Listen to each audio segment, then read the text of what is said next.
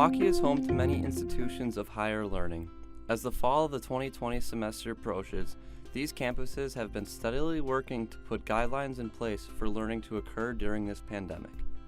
Deanna Leedsky, director of the Create Institute at the Milwaukee School of Engineering, stresses the importance of the school's responsibility to staff and students and the need to be flexible as we discover more about this virus. We need to be nimble, right? And I think that's something that we at MSOE shine in is our ability to be flexible and nimble. We're a small private institution, so we can react really quickly when things arise.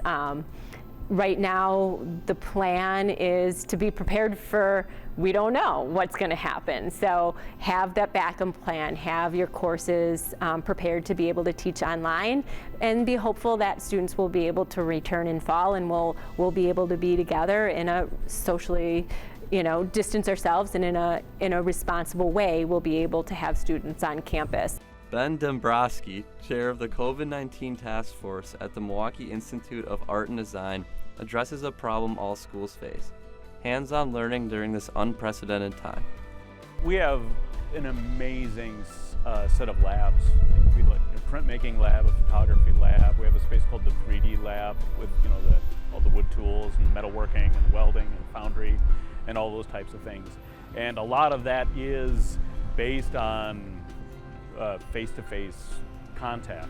The good news is that there are models for being able to operate safely under those environments. Some of the courses, like our liberal studies courses, some of those that aren't a studio-based course, and we're moving those to online so that we can maximize the amount of square footage that students can have for their studio experience. So those classrooms can now become, say, studios, for instance, or workspaces. Dr. P. Pamela Holt, Dean of Online Learning at Milwaukee Area Technical College, adds that many schools have the need to accommodate tradition and non-traditional students alike. Some of our adult learners who are 40s, 50s, it's a challenge because they didn't plan to learn online. They're not comfortable. They don't feel that that they're getting as much out of it just because of not having that discourse in a classroom. So we try to really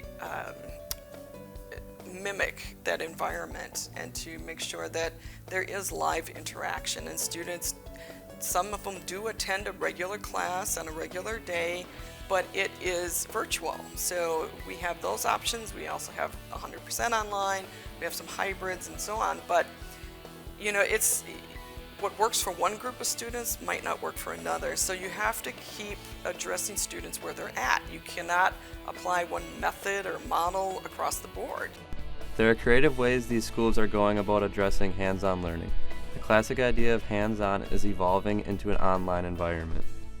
We're bringing in guest speakers. I mean, that's one of the advantages of this, right? Is maybe you wouldn't have, as a faculty member, thought to connect with an expert in a certain topic that lives in Seattle because you knew they weren't going to be able to come to your class in person. Now it's a no-brainer to call that individual and say, hey, I'm teaching a class at Milwaukee School of Engineering. Would you like to be a guest lecturer or come and visit my classroom via Teams? Sure, that's an easy thing to set up. So in some ways it's created distance, but in other ways it helps you to understand how little distance there is amongst all of us if you just get a little bit innovative in the way that you connect with those around you. Some schools have used this time as an opportunity to study themselves, looking at how they can better serve their students not only during this time, but beyond. It's really easy to become complacent, especially at an institution like Myatt where our enrollment has been consistently increasing year upon year. You could understand that there would be a temptation to rest on your laurels. And something like this is a real good wake-up call for the institution to look hard at itself and go, okay, what is the real value that we're contributing to here? And so we've been able to become a little bit more targeted and a little bit more surgical as far as how we're delivering content to our students. There's an art to moving classes online. Not all students had access to computers at home, and that was a concern moving to an online environment. We had to consider our student population and unrepresented students where they're attending class here and they might be taking courses online, but they would actually use the on-campus computers. So they had no home computer, so we had to accommodate that.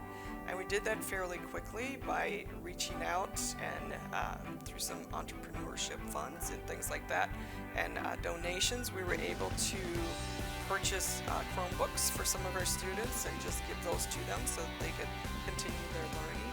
We're continuing that process for the fall to make sure that our students are equipped to be successful in an online or hybrid venue. One unanticipated lesson students will learn during this difficult time is perseverance.